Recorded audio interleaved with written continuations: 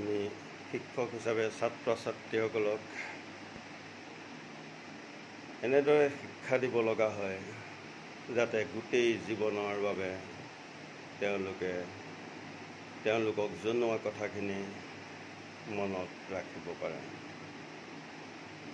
উদাহৰণস্বৰূপে তেওঁলোকক যদি সোধা যায় যে হৃদযন্ত্ৰৰ কোনটো ফালে বিশুদ্ধ তেজ চালিত হয়, তেতিয়া তেওঁলোকৰ মনত খেলিমেলিৰ সৃষ্টি হয়, শুদ্ধ উত্তৰটো দিবলৈ অপাৰগ হয়। কিন্তু তেওঁলোকক যদি কোৱা যায় যে বিশুদ্ধ শব্দটো বৰে আৰম্ভ হৈছে, গতিকে বিশুদ্ধ তেজ হৃদযন্ত্ৰৰ বাওঁফালে চালিত হয়, তেন্তে তেওঁলোকে গোটেই জীৱনৰ কাৰণে এই কথাষাৰ ৰাখিবলৈ সক্ষম হ'ব। অৰ্থাৎ বিশুদ্ধ তেজ বাওঁফালে যায় হৃদযন্ত্ৰৰ, আৰু অশুদ্ধ কাৰ্বন ডাই অক্সাইডযুক্ত তেজ হৃদযন্ত্ৰৰ সোঁফালে যায়।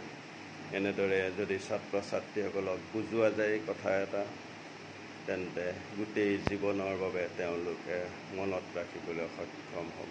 ধন্যবাদ।